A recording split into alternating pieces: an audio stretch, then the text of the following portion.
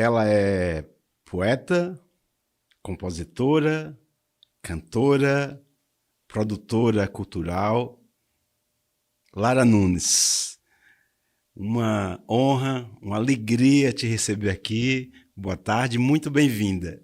Boa tarde, muito obrigada também pelo convite, né? A honra é toda minha. A gente já tinha há algum tempo tentado organizar nossas agendas, mas sempre você com essa produção e a coordenação do Slam, então sua agenda é difícil. Eu tive hoje a sorte de abrir um pouco esses portais para que você pudesse vir.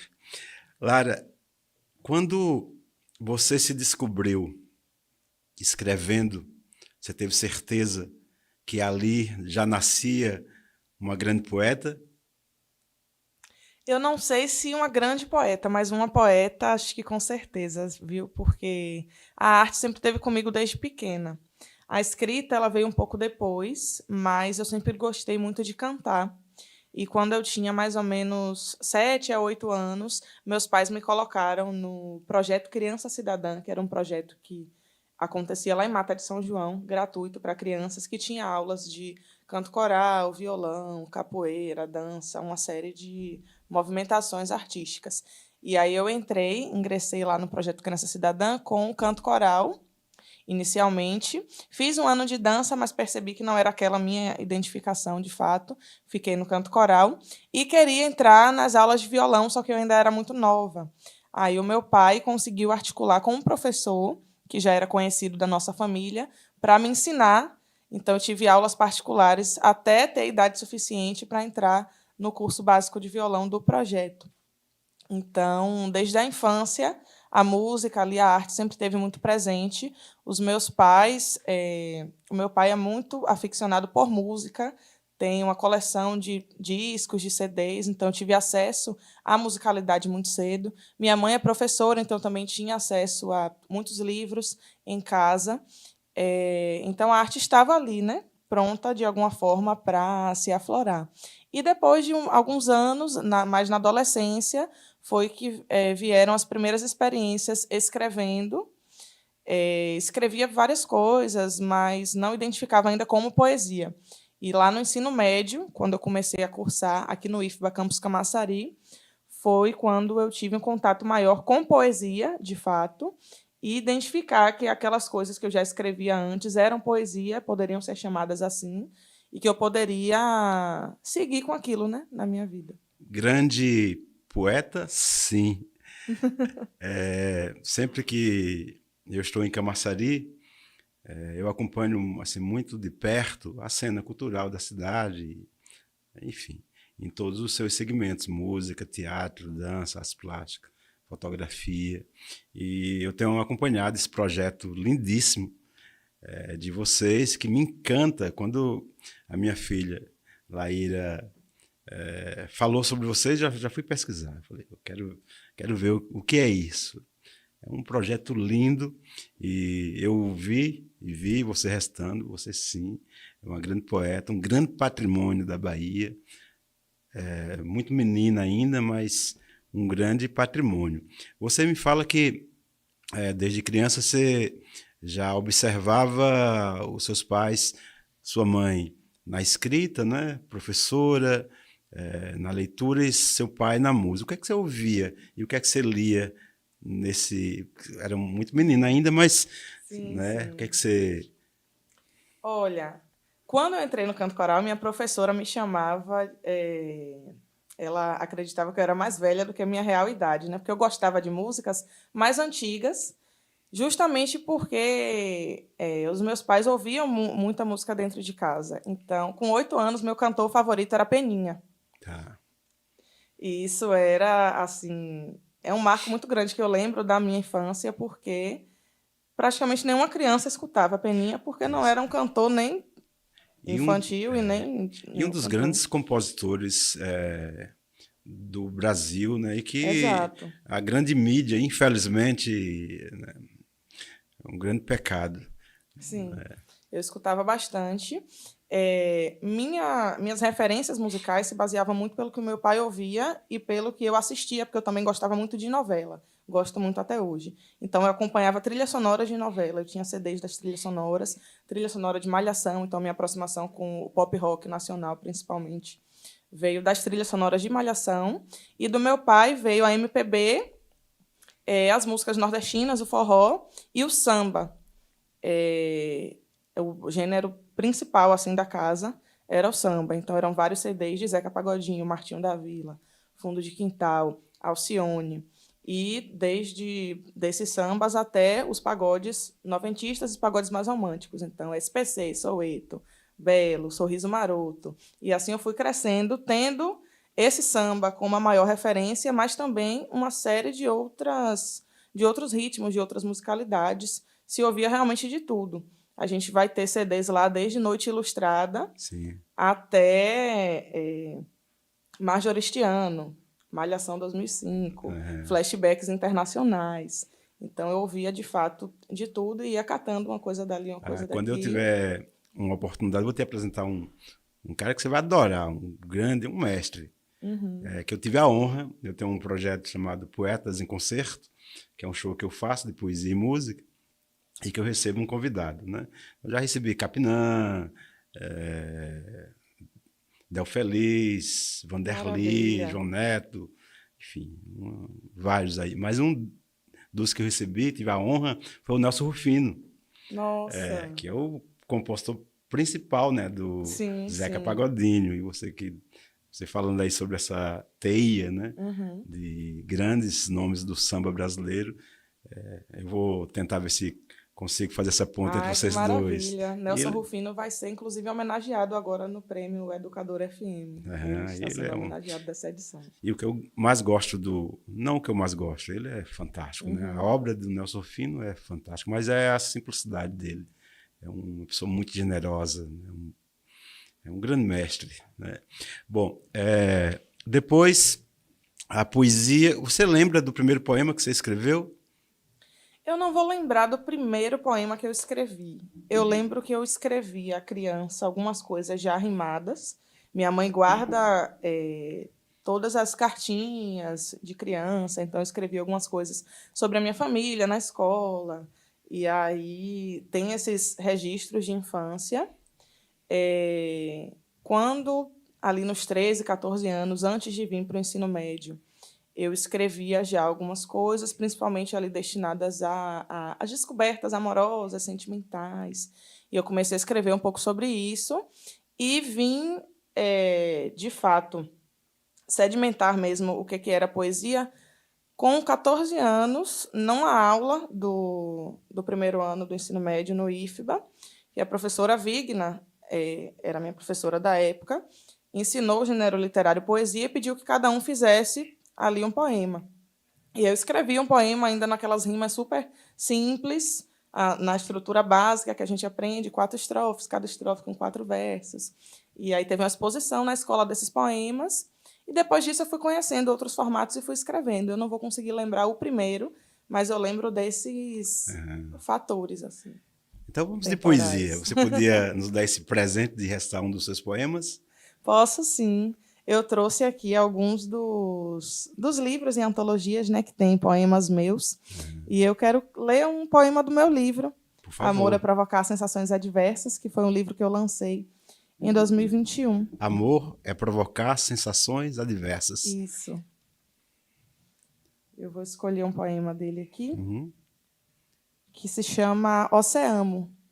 Esse poema eu gravei em formato de poema-canção, para um EP também que eu gravei, baseado no livro. Então, está em todas as plataformas digitais. Você cantando também? Sim, para quem quiser conferir.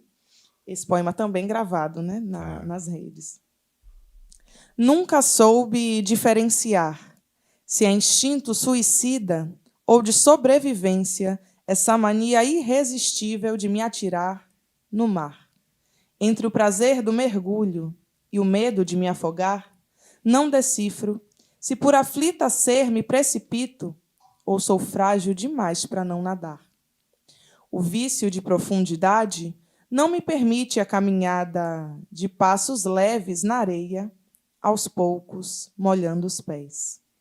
Me entrego, me jogo, me lanço. Águas rasas não me atraem. Não sou de praia, sou oceano. Bom, isso só confirma o que eu disse, uma grande poeta. Mulher, preta, poeta, preciosa. O que é ser mulher, preta, poeta, preciosa, num dos países mais homofóbicos, mais racistas do mundo? Essa é uma pergunta muito importante, muito profunda, né? Eu acho que tem os seus momentos. Tem momentos que a gente sente que é muito bom, que eu sinto, que é muito bom estar na Nesse minha lugar. pele, ser quem eu sou, porque acho que é o nosso grande trunfo, né? Cada um de nós é único, cada uma de nós é única, e esse é o grande diferencial da gente, a gente poder ser quem a gente quiser, se expressar da maneira que a gente quiser, mas isso também é um peso muito grande, porque a gente vive numa sociedade que não permite que a gente possa ser quem a gente quiser, no momento que a gente quiser, porque vão colocar uma série de obstáculos, de preconceitos, de situações constrangedoras, de discriminações, de impedimentos mesmo para que a gente atinja certos espaços, certos lugares. E isso vai ter a ver com o meu corpo, vai ter a ver com o lugar onde eu moro, com o meu território, com a minha cor da pele, com o meu gênero.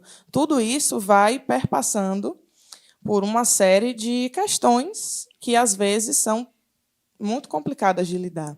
Então, eu, como artista, eu percebo já que a categoria artística já não é valorizada da forma que deveria ser. Existe uma diferenciação muito grande entre os tipos de arte que são valorizadas e os que não são.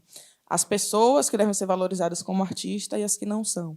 E dentro dessa categoria artística, que já é desvalorizada, que já é sucateada, que já tem uma dificuldade muito grande das pessoas reconhecerem o que a gente faz como trabalho, ainda vem ser uma mulher, ser uma pessoa negra, ser nordestina, porque os acessos para quem é do Sudeste são imensamente maiores do que os acessos para quem é do Nordeste, ser uma pessoa que está envolvida com a literatura marginal, então isso vai fechar muitas portas dentro da literatura, que já é um espaço que vai ter algumas portas fechadas. Quando a gente encontra essas portas abertas, ainda não são para o tipo de literatura que a gente faz na rua, que a gente faz com os Lã das Mulher, por exemplo. Então, a gente vai encontrar aí uma série de dificuldades mesmo, que desanimam, que fazem a gente, às vezes, querer esmorecer, mas eu tento caminhar na positividade. Ao perceber tudo isso que você está abordando, como você reage?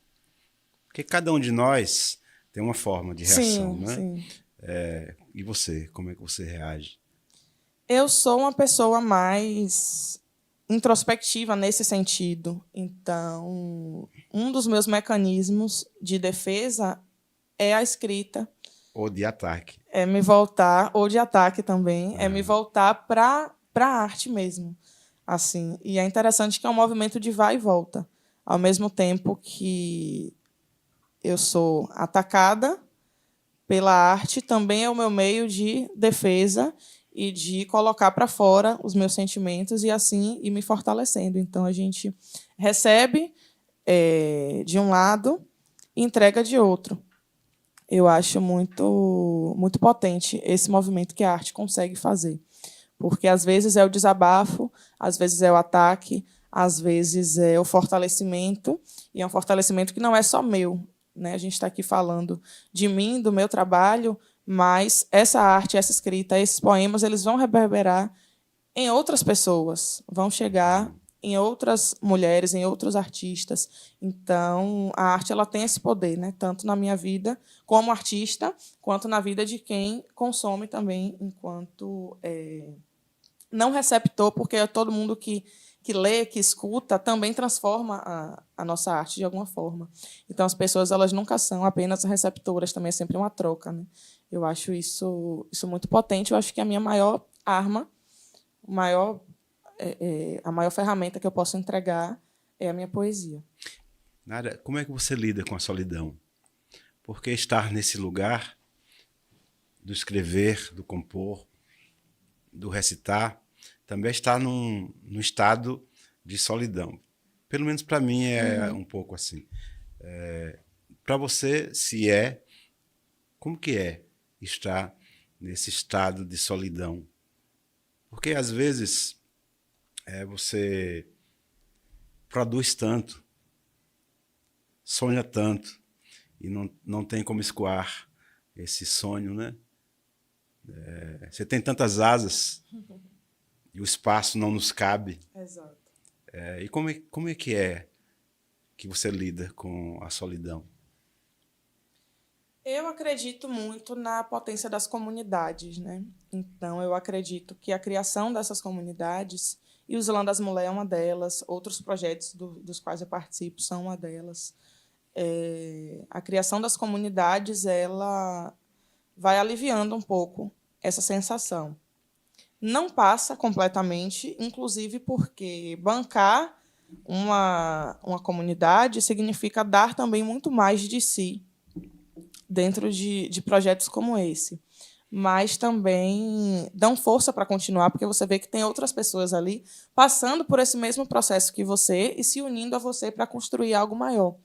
Então, eu vejo, por exemplo, uma coisa muito comum, que é o acúmulo de funções. A gente, como artista, precisa não só se desenvolver em diversas áreas artísticas, mas também extrapolar isso, extrapolar o dom, o talento, a vocação, o trabalho, enfim, o que você deseja fazer e deseja se expandir, mas entrar em aparatos técnicos, entrar Como em áreas produção, por que exemplo, né? você e vai para a produção, vai para a comunicação, vai para executivo, porque você não recebe, a solidão ela vem daí, né? Você não recebe o apoio que o artista deveria receber.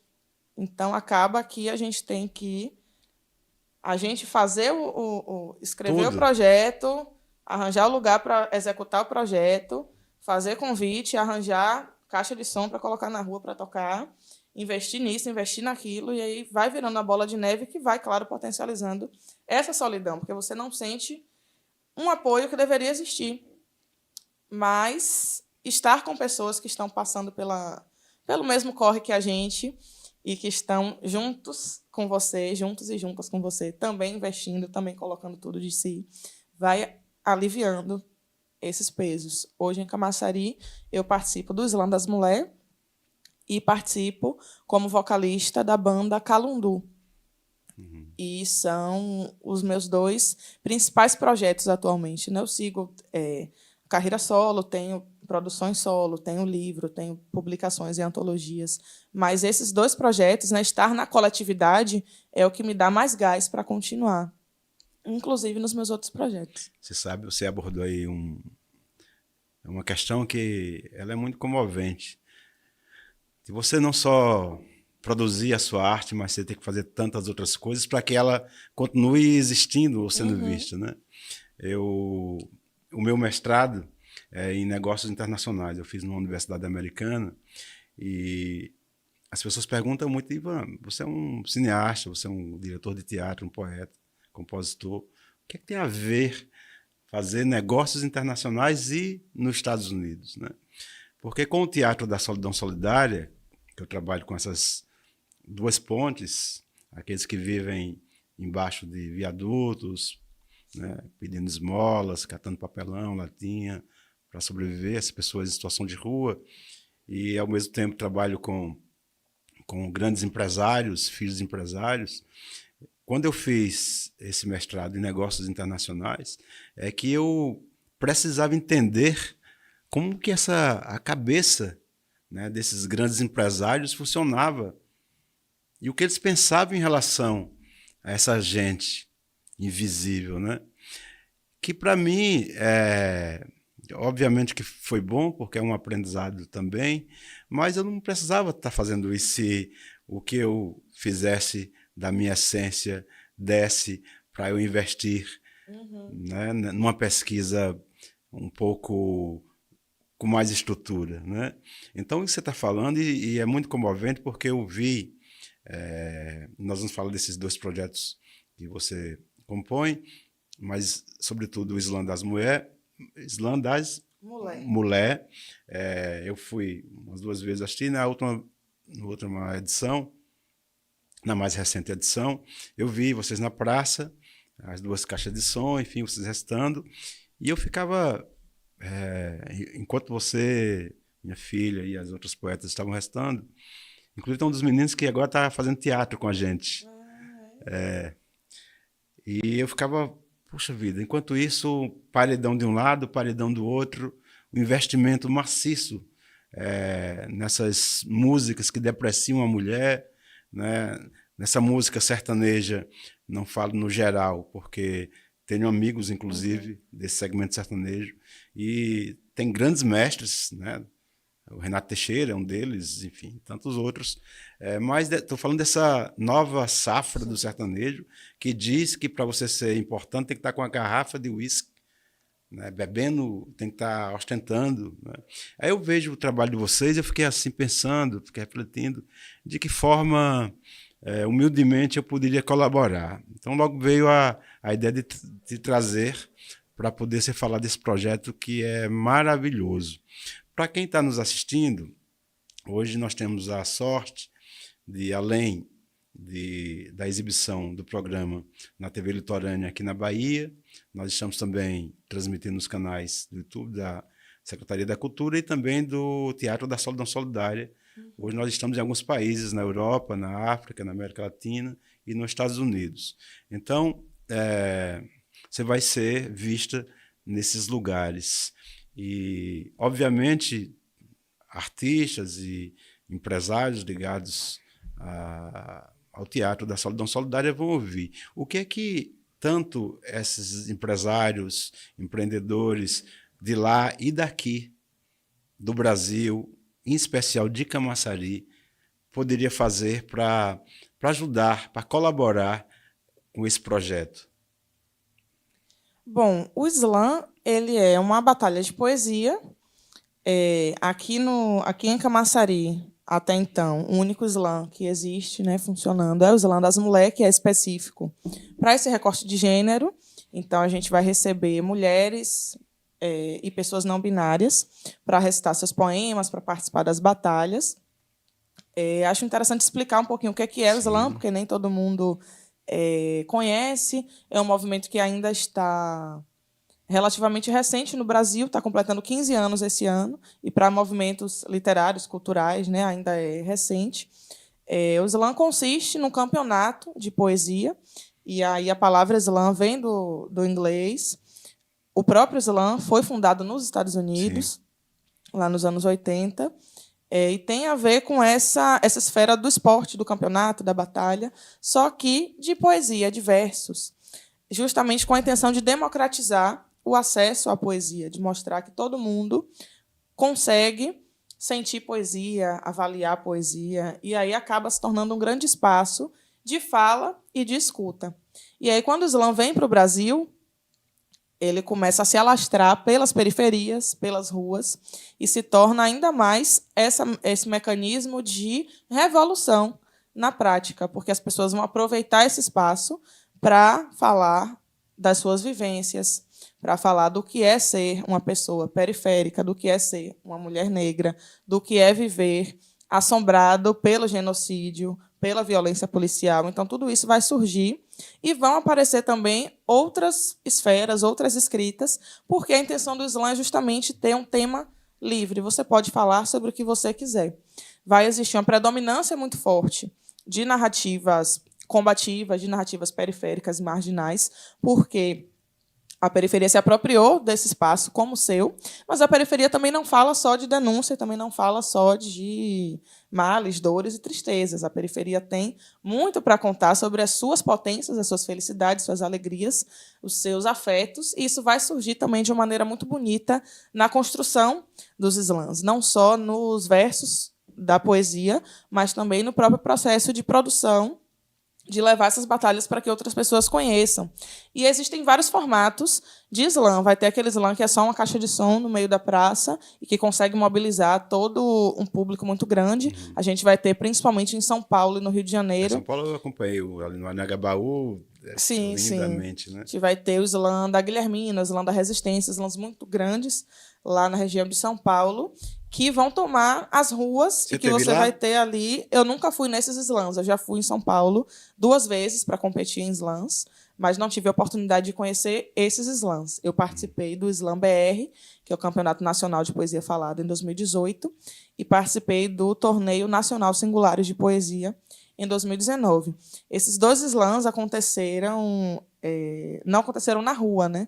Um foi dentro de um teatro, como a gente já fez aqui no ano passado no Teatro Alberto Martins, e o outro foi no Espaço Sesc. Então, foi num espaço mais aberto, porque era ali no pátio, mas ainda não era na rua, né? Mas eu conheço de conhecer os produtores, já tive a oportunidade de conversar com os produtores e também de assistir os vídeos no YouTube, né? Que são um sucesso. E existem outros formatos de slam. O primeiro slam mesmo era o primeiro slam do Brasil, que é o ZAP, Zona Autônoma da Palavra. Ele acontece de maneira itinerante, então já aconteceu em teatros, já aconteceu em praças, em espaços assim diferentes. E alguns unem a batalha de poesia com outros eventos culturais, que é o que acontece com o Slam das Mulheres, com o Slam das Minas, Bahia também, com o Slam das Minas de São Paulo e com alguns outros, que aproveitam o espaço da batalha de poesia para criar um evento onde você vai ter participações musicais, exposições de artes visuais, podem acontecer performances teatrais, apresentações de dança. Se cria todo um evento cultural para que essas pessoas, que muitas vezes não têm acesso a esses bens culturais, possam não só consumir a poesia, mas também outras gamas artísticas. Assim você você contribui para que aquela comunidade tenha acesso a esses bens culturais e também contribui para que esses artistas tenham a oportunidade de se apresentar em vários espaços. Esse ano mesmo o Slam está completando 5 anos, o Slam das Mulheres, e a gente Esse aqui fez. em Camaçari. Esse de Camaçari está completando 5 anos. Vai ser E quando? a gente fez. A gente completou no início Já fez agora. do ano, foi em fevereiro. A gente completou 5 anos, e aí, para comemorar esse marco, a gente fez o Slam de forma itinerante. E então a gente fez na Praça Brandes, fez também na Praça do Ponto Certo, fez na Praça do Novo Horizonte. E agora, na final, a gente volta para a Praça Brandes para poder realizar também. E fizemos uma edição esse ano na Laje Multiespaço, que é no bairro POC 2. Uhum. E aí, voltando para a pergunta, né, depois dessa digressão para explicar mais ou menos como é o movimento, o apoio ele vem de muitas formas. Ele pode vir em formato de premiações para as poetas, afinal é um campeonato, e aí, às vezes, a gente tem condições de dar premiações em dinheiro, porque é um trabalho, né? Ser poeta é um trabalho. Sim. Então, a gente gosta de valorizar quando a gente tem condições para isso. A gente gosta de valorizar esse trabalho com premiações em valor financeiro, mas também com livros, com artigos de artesanato, com ingressos de show, com desconto em loja de doce, a gente já deu cupom de fazer unha, de fazer sobrancelha. Todo mundo que a gente consegue o apoio, a gente se organiza ali para distribuir essas premiações. Além de tudo isso, já participar já é um prêmio, né? Porque Exato. o jovem que está fazendo teatro com a gente, no teatro Sam? o Sam, e está dando um show. Assim, vamos estrear agora já em outubro. Nossa. Ele realmente está dando. Eu ouvi né, lá com vocês, no dia que ele estava se apresentando. Isso. A participação é o grande prêmio. Sim. Assim, a poesia, ela sempre é a que vence. A gente costuma falar isso, inclusive, para desmistificar a coisa da competição. Porque o propósito do Slam é democratizar a poesia e a competição é uma ferramenta para que mais pessoas tenham interesse de assistir. Porque as pessoas gostam, né, da coisa de ver quem vai ganhar e tal, e se interessam, se mobilizam. Então, a competição é essa ferramenta para que mais e mais pessoas consigam ver o que a gente está recitando. Então, quem vai ganhar é um detalhe, acaba sendo um detalhe. E quem vai perder, não existe quem vai perder. Sim, todos ganham. Todos ganham, todas ganham, por estarem ali recitando. Todo mundo que está assistindo ganha de estar assistindo aquelas poesias. E não tem sensação melhor dentro do espaço do Slam, como você recitar um poema, você pode ficar em quarto, quinto e em último lugar. Mas você recitar e ver nos olhos das pessoas que estão assistindo a identificação. Pessoas sorrindo, pessoas se emocionando, pessoas vindo depois pedir para te Eu mesmo. abraçar, para tirar Fiquei super foto. feliz e super emocionado com vocês lá no dia. E isso é uma grandiosidade, né, que a gente tem.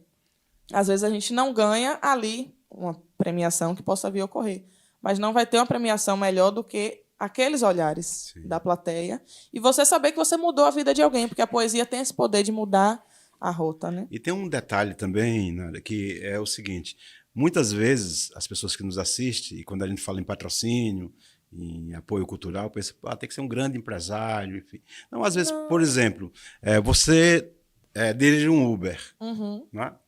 Mas você assiste o programa, fala, poxa vida, como é que essas poetas saem das suas casas para ir para esses lugares, às vezes voltam tarde. Eu vou dar uma corrida de graça, levar e depois buscar. Sabe? É um apoio, né? Exato, o apoio ele pode vir De várias de várias formas, né? formas. Então, você que está nos assistindo, seja um grande empresário, ou aquele que tenha um empreendimento menor, ou até qualquer pessoa, pode colaborar. E para encontrar vocês, para colaborar, onde é que encontra? Nas redes sociais? Tem um telefone? Como que é? A gente tem as nossas redes sociais, é @slamdasmulher. Slam se escreve SLAM das mulher. Certo. E o e-mail também é slamdasmulher@gmail.com. Eu vou colocar na nossa legenda. A partir desses meios de comunicação, a gente consegue se falar, trocar contato. E é o que eu falei, né? Existe o apoio. Premiação, existe esse tipo de apoio que você falou, que é o apoio dos bastidores. Então, é um transporte, é uma água, porque a gente tem que receber as nossas artistas com a devida água e alimentação. Então, é custear um transporte, é uma água, é um sanduíche que você sabe fazer. A gente fez a nossa final no ano passado, por exemplo, no Alberto Martins. E aí teve um colaborador que deu bandejas de salgado. Teve uma poeta que estava na final do slam e ela disse, minha mãe faz abará. Eu vou pedir para ela fazer uma caixinha de abará para a gente ter aqui no camarim. Qualquer pessoa pode colaborar. A gente viveu desde que a gente surgiu até esse ano com o apoio incondicional de estrutura de som, por exemplo. Porque a gente não tem estrutura própria de som e muitas vezes a gente não consegue o apoio institucional, político, que a gente poderia receber. Então, a gente tem ainda esse parceiro, que é Samuca Rios. Samuca, grande Na Laje Multiespaço, inclusive, que em todas as edições disponibilizava o equipamento de som dele para que a gente realizasse. E aí você vai pensar, né? O slam das mulheres, e era um homem que estava ali, não importa o apoio de quem vem. A gente tem essa demarcação política de ser um slam para mulheres, porque é necessário que as mulheres tenham esse espaço de escuta, de acolhimento, mas isso não impede que nenhum homem assista, que nenhum homem se sinta bem ali naquele espaço e nem que apoie. Então, ele sempre esteve ali com a gente, colado em todas as edições, apoiando com toda a estrutura de som. E, nos momentos que não pode, os meus pais investiram há alguns anos, quando eu estava fazendo barzinho, que eu nem faço mais, assim, não tenho cantado em barzinho, mas quando eu tinha ali uns 16, 17 anos, eu cantei em barzinho por um tempo. E aí os meus pais me deram uma caixa de som, que foi aquela que você viu nessa última edição, uma caixa de som, uma mesa de som pequena e alguns cabos, microfone, pedestal. E aí a gente se vira com esse equipamento que eu ganhei dos meus pais, que são os maiores incentivadores assim de sonhos que podem existir. Então, toda aquela estrutura que você viu ali veio disso também. Atenção, empresários iluminados, sensíveis de Camaçari. Atenção, os comerciantes. Atenção às pessoas, independente de serem empresários ou não. Atenção à Prefeitura Municipal de Camaçari, em especial à Secretaria da Cultura. Essas meninas, elas são fantásticas. um grande patrimônio artístico, cultural da cidade. Chegue mais perto. Essas meninas elevam. Nós temos hoje uma cidade, um estado, um país muito violento, porque não tem acesso a livros, porque não tem acesso à poesia, à literatura. Então, o apelo que eu faço é que estejamos mais próximos dessas meninas, desses jovens que fazem poesia, que fazem música, que fazem literatura, que faz teatro, que faz arte plástica, fotografia, artesanato, circo. Um beijo. Agora vamos falar da tua música. Tá certo. Você podia cantar uma música a capela? Vamos lá. Você cantar uma música a capela? Como a gente está agora com a música de trabalho Pedaço de Palmares, vou cantar o refrãozinho Como que chama? dela, Pedaço de Palmares, que é a música da banda Calundu, que foi lançada no dia 9 de junho. Antes de você ano. cantar, eu poderia te fazer um pedido? Uhum. Porque uma banda, às vezes, só quem aparece é a cantora, enfim. Né? Você poderia falar um pouquinho dos músicos que te acompanham, né? Que eu acho que é importante também, né? Com certeza. A gente visibilizar esses meninos, essas meninas que nos acompanham. Eu tenho uma banda mesmo que aliás, são os meus anjos de luz, assim, né? Então, pode falar. Sim, sim. A Calundu é uma banda mesmo, né? Tanto que eu tenho o projeto solo, que é com o meu nome, Lara Nunes, que foi como eu lancei o meu EP. Então, Lara Nunes, escritora, Lara Nunes, cantora. Mas, além disso, eu tenho...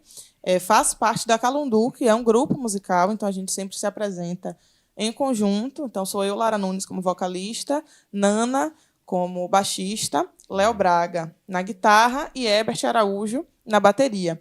Recentemente, a gente tem ensaiado também, vamos fazer nosso primeiro show agora, dia 5, com percussão também, com o Felipe Nunes, que está agora fazendo parte da nossa banda. Ah, que bacana. Já ouvi falar desse menino. Um beijo, Felipe. E nós estamos juntos desde 2019, sendo produzidos por Elisa Braz, que também faz parte do Islã das Mulheres. Então, aquela coisa da comunidade que eu falei mais cedo é sobre isso também, né? Elisa é amiga minha do IFBA Camaçari. A gente se conheceu no ensino médio, na adolescência, e por ali a gente foi se descobrindo artistas, se descobrindo também dentro dos movimentos sociais. A gente fez parte juntas de movimento feminista, do coletivo Maria Baderna, que era um coletivo feminista do campus Camaçari. E aí veio o slam. Eu não entrei no slam logo que ele começou como organizadora. Eu era poeta, eu ia recitar, participei dos campeonatos, fui representar a Bahia no Campeonato Nacional de 2018. E aí, depois disso, eu entrei para a organização. Aí as meninas, né, Elisa e Juliana Vale, estavam nessa pegada mais produção, eu ainda mais na parte artística. Depois eu fui me inteirando dessa coisa da produção. Em contrapartida, já tocava em barzinho com Herbert. A gente decidiu que ia montar uma banda. Herbert conhecia Nana e Léo, postou no Instagram, a gente quer fazer uma banda e tal. Quem quer participar? E eles responderam, a gente começou a ensaiar. E aí Elisa, que estava já no slam, já era minha amiga, começou também a produzir a banda. E aí a gente vai se articulando dessa forma, né, com o coletivo. E aí todo mundo que é parte de uma coisa também está na outra de alguma forma.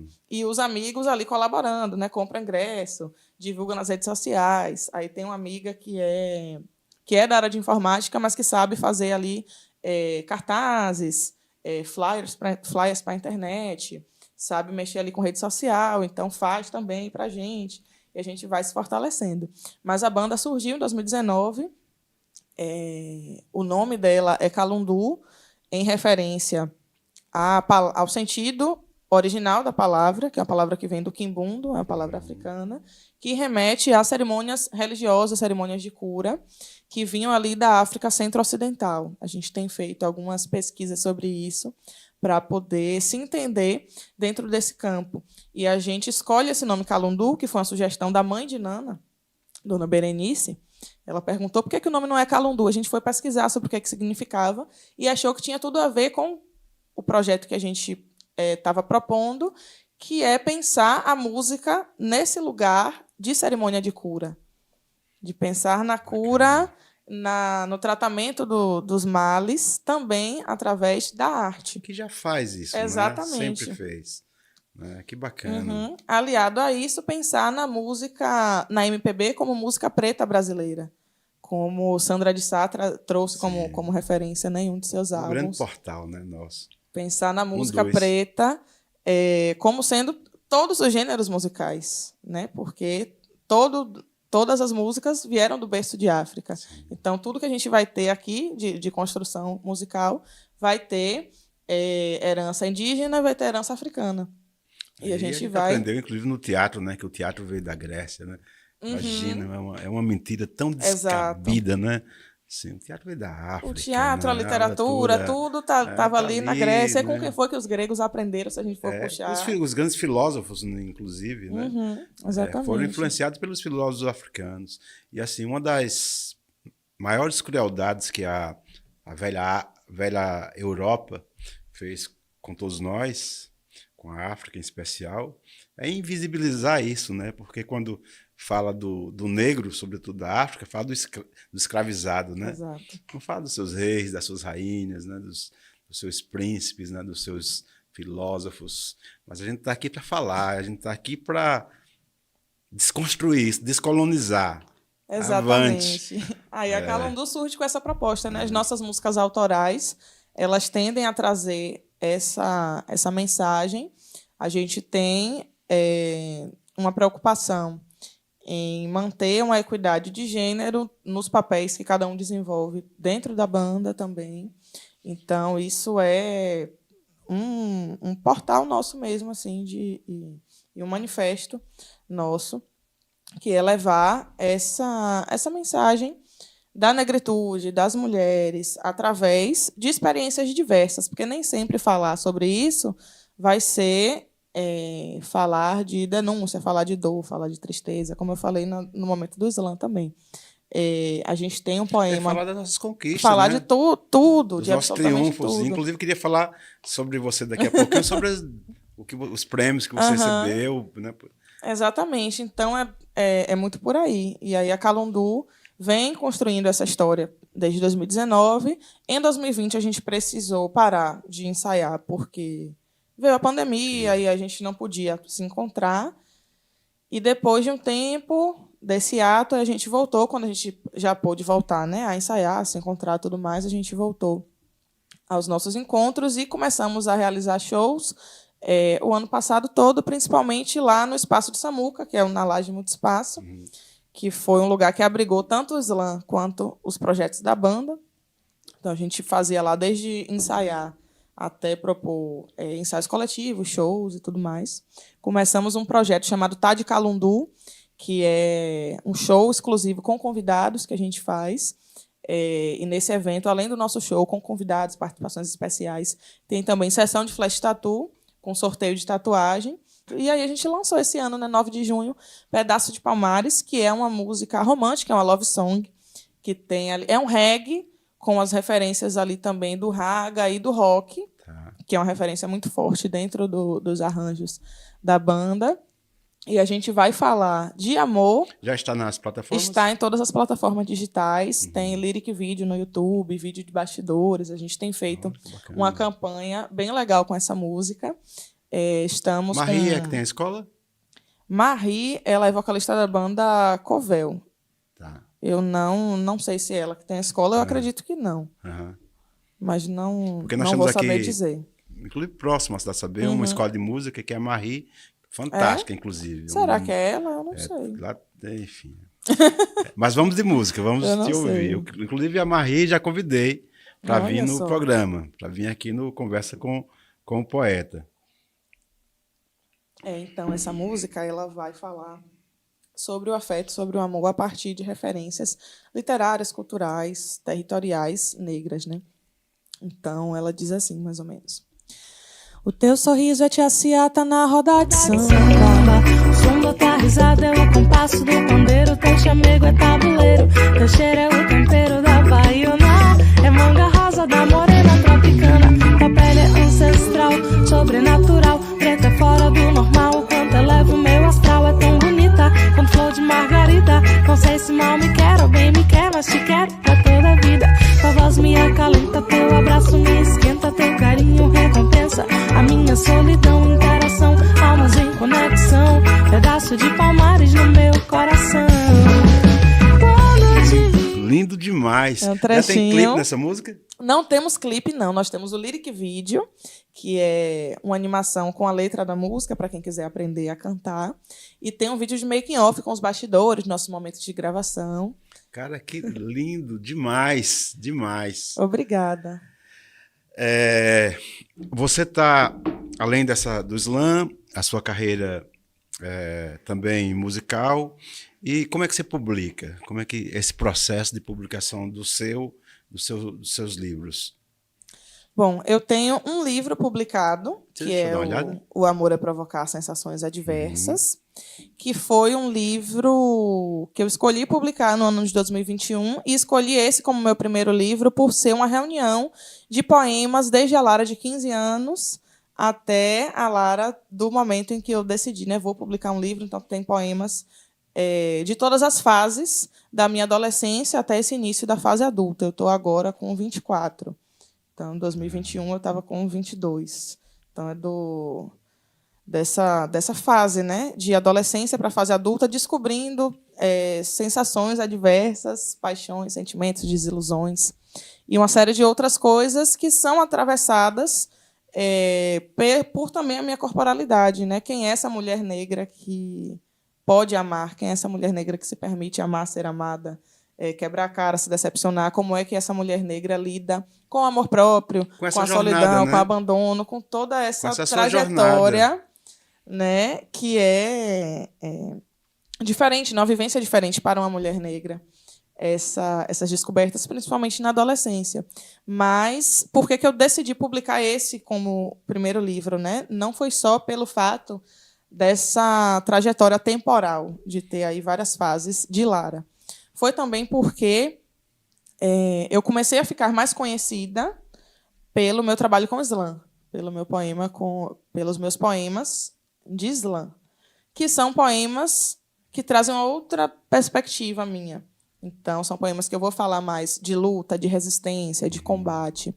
São poemas maiores, são poemas que geralmente mais se sentem, recitam do que se publicam, exatamente, né? São poemas que são sentidos de outra forma quando são falados e que vão falar de outras coisas. Era muito raro, antes de eu publicar esse livro, pelo menos, depois eu comecei a ter mais coragem para recitar poemas de amor em slam, mas era muito raro que eu recitasse poemas de amor nos slams quando eu participava das batalhas. Então, eu decidi publicar esse livro como um lembrete para mim mesma de como foi que eu comecei a escrever, sobre o que eu comecei a escrever e da importância de meninas e mulheres negras escreverem sobre o amor ou sobre a falta dele, porque a gente sabe que muitas vezes meninas negras são cerceadas desse tipo de vivência e sofrem muito com a solidão, com os processos de abandono. Isso vai acometer meninas e mulheres. E falar sobre isso é extremamente válido, é libertador, e a gente merece ter esse espaço, né?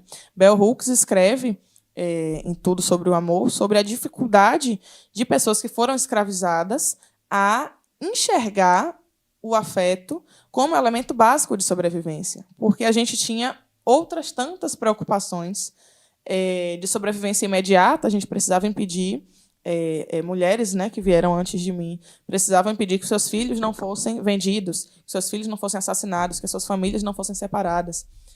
Precisavam se proteger do estupro, do abandono, de todos os processos cruéis que foram atravessados, né, pela escravização. Então, o amor ele ia ficando por último, ao mesmo tempo que era o que mantinha aquelas pessoas vivas. Porque o que seria de uma mãe negra se não fosse o amor pelo seu filho em épocas como aquela também? Então, o amor ele vem sendo uma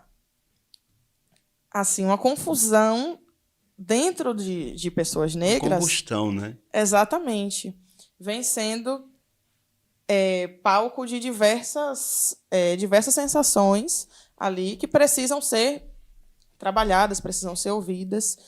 E eu me senti na obrigação de lançar o meu primeiro livro sobre isso, porque era algo que fazia parte de mim e que eu não podia simplesmente me isentar para colocar uma outra narrativa. Eu sou essa pessoa. É sobre isso que eu mais gosto de escrever. Eu acho, Lara, desculpa te interromper, essa questão que você lança, que você traz à luz, ela é tão importante, porque tem essa questão no ser negro, ser negra, que é dessa questão, às vezes, de não aceitar o afeto, Exatamente. o amor, e também ela vai adiante, não aceitar o ser grande. Eu lembro, e eu sempre falo isso para meus alunos, que eu fui me perceber grande não tem muito tempo. Uma vez eu fui dar uma palestra nos Estados Unidos e eu lembro até hoje que o diretor da escola, ele tirou lá de uma bolsa umas matérias da Folha de São Paulo, do Estadão, Jornal à Tarde, enfim, e começou a falar sobre mim. E tinha coisas que eu nem sabia. Né? E ele começou a falar e falou assim, nós estamos aqui em Nova York com um dos grandes mestres do teatro do Brasil. Filho. Cada vez que ele falava de mim, eu me encolhia. Né? E aí eu lembro bastante disso. É importante falar disso, porque eu lembro que quando ele terminou, ele falou, agora eu queria passar a palavra para o mestre Ivan Antônio. Eu falei, olha, primeiro eu queria dizer da sua generosidade, que eu não sou tudo isso. E aí ele me olhou, arregalou os olhos para mim e falou, como? Eu falei, não, é bondade sua. Ele, você está dizendo que eu estou mentindo? E bravo. Aí eu falei, não é isso. Ele, não, ou você é grande ou eu estou mentindo. Aí eu falei, não. E eu comecei a gaguejar. E ele começou a falar, depois ele falou assim, Ivan, eu tenho trazido aqui para dar palestra na escola grandes nomes da América Latina. Você é um deles. Você não tem culpa disso. É que no Brasil, fazer sucesso é virar inimigo número 1 dos próprios brasileiros. Então, eu não trouxe aqui você se você não fosse grande. E aí, na volta, no avião, eu comecei a pensar, poxa vida, eu tenho 30 anos de teatro. São 20 países que o Teatro da Solidão Solidária está. E eu tenho dividido a minha agenda entre o Brasil, Estados Unidos, América Latina e Europa, ministrando oficinas. Tenho 10 livros publicados, 4 traduzidos para o inglês. Lancei esses livros em Nova York, lancei em Londres, lancei na França. Ganhei alguns prêmios fora, fui representar o Brasil fora. Então, eu sou grande. Claro. E eu estou falando isso não para falar sobre exatamente isso, de ser o que sou, mas é porque, às vezes, você que está nos assistindo, que produz tanto, e que é tão grande, e que é um gigante, ainda não se percebeu como tal. Eu lembro, Lara, que a primeira coisa que eu disse aqui para você, através de uma pergunta, foi: quando é que você se percebeu uma grande poeta?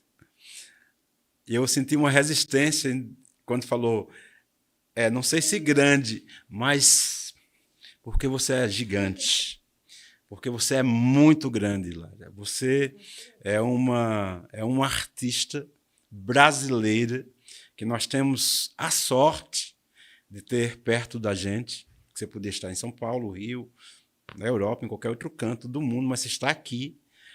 E que sorte a nossa, porque você, assim como Buli Buli, assim como Dona Bete da Chegança, assim como Dona Nildes do Espermacete, que é um dos grandes sambas de roda aqui, assim como Kátia, você é gigante. Então, da próxima vez que alguém fala assim, estou de frente com uma grande poeta, com uma grande artista, assuma isso. E assuma como uma grande jornada, sabe? Porque você está sendo farol para uma galerinha que está vindo aí, que se pergunta, meu Deus, o que é que vai acontecer agora? Quem eu vou ter que enfrentar? E aí você está abrindo essas portas, né? Então, eu disse isso tudo um pouco sobre mim, mas para falar de você, né? Assim, e você é uma grande farol para mim, inclusive. Você é uma menina, né? Uma menina, mas já é uma estrela, já é uma grande farol para mim, querido. E eu estou muito feliz, assim, estou muito honrado. O Conversa com o Poeta está muito... Acho que a palavra é essa, honrado de ter você aqui e de você ter falado sobre o Islã, sobre a tua trajetória. E aí nós estamos encerrando o programa, e eu queria que você respondesse uma pergunta que eu não fiz. Por quê? Porque, às vezes, por mais que a gente se prepare para entrevistar uma estrela, às vezes a gente esquece, ou às vezes a gente não pergunta coisas que é muito sagrada para o entrevistado falar. Então, eu queria que o que você quiser falar. Eu quero falar uma coisa. Enquanto você estava falando sobre isso, né, sobre a questão da trajetória e tudo mais, me veio uma coisa na cabeça. Eu acho que eu quero falar sobre isso para encerrar, né? Primeiro, quando veio a pergunta do começo, de quando foi que eu me vi uma grande poeta, eu respondi que não sei se grande, porque ainda estava começando, né? né? Porque e agora? Deixa eu te provocar. Deixa eu te provocar. Eu não vou sair sem. Sim. E agora? Agora eu me vejo, assim. É sobre isso que eu queria falar, né? Essa resposta. Quando eu percebi, o momento em que eu percebi que era esse mesmo caminho que eu tinha que trilhar e que não tinha mais volta. Não é isso que eu perguntei. Não é quando você percebeu que era esse o caminho. Quando você se percebeu que já era o caminho. Que já era o caminho? É bonito isso, né? Foi lá em 2018, quando eu venci o Slam-BA, que é o campeonato estadual de poesia falada. Porque o slam ele funciona em circuitos, né? A gente tem o Slam das Moleques, que funciona aqui em Camaçari, e tem, esse ano, outros 6 pela Bahia. Então, no final do ano, todos esses slams vão tirar os seus campeões, e esses campeões vão participar do Slam-BA, que é o campeonato estadual.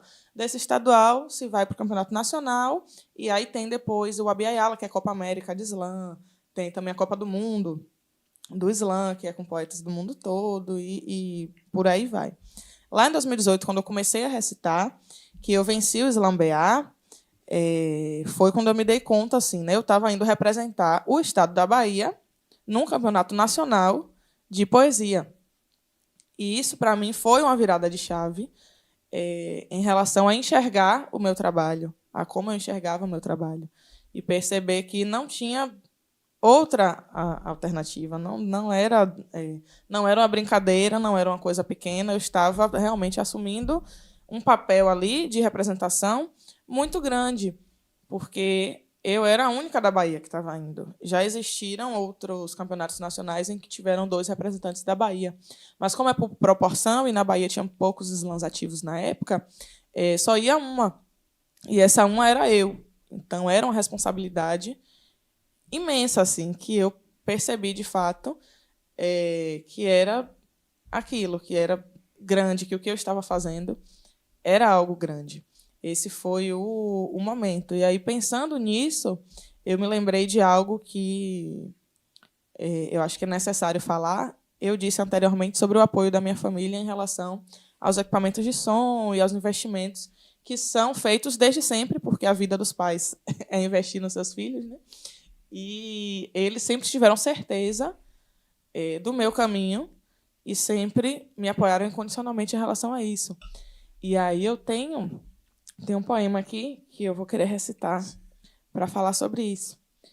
Que os meus pais, e aí nesse caso o meu pai especificamente, ele além de aficionado por música e por CDs, ele também é apaixonado por fotografias.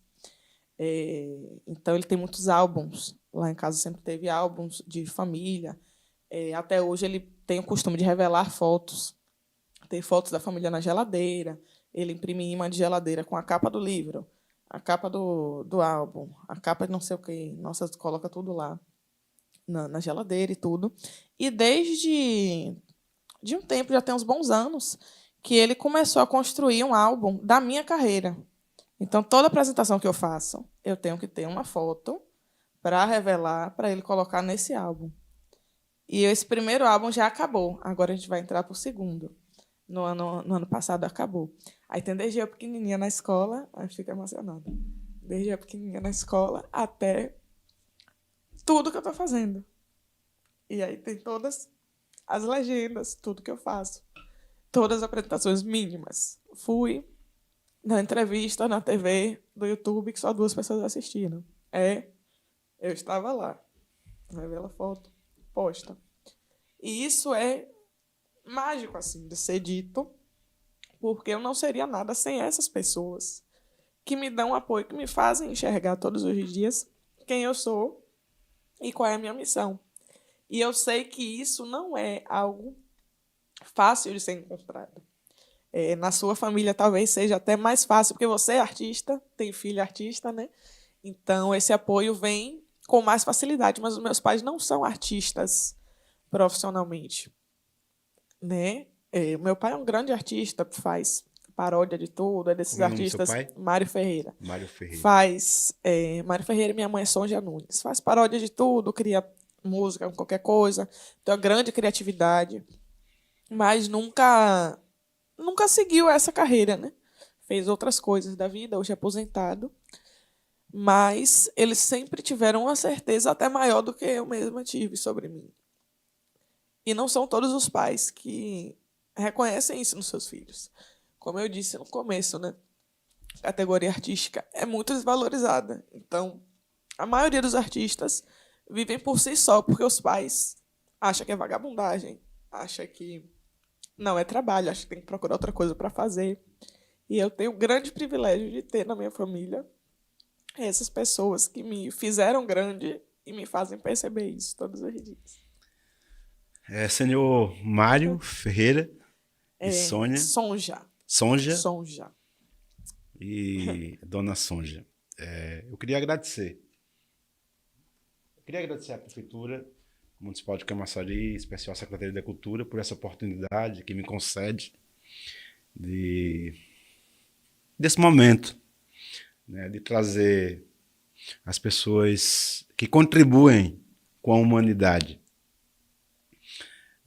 Então, queria agradecer imensamente à Prefeitura e à Secretaria da Cultura por essa honra, por esse privilégio que essas 2 instituições me concedem. E queria, nesse momento, além de te agradecer, Lara Nunes, agradecer ao seu pai e à sua mãe por esse grande presente que vocês nos concederam ao planeta. Esse planeta está passando um momento muito adverso, muito cruel da sua existência, muito barulho. As pessoas não se ouvem, não se escutam mais, não dizem, podem contar comigo, eu te amo.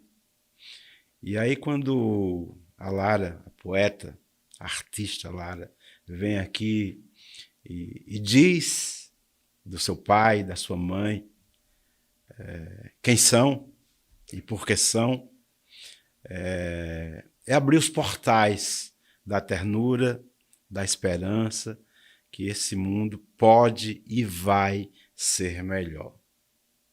Ninguém vai deter o amor. Um beijo para vocês. Poeta, conversa com o poeta se fim daqui, estou emocionadíssimo aqui. Gratidão por esse grande presente que você me concedeu. Eu que agradeço, com certeza. Grande beijo. Até a próxima.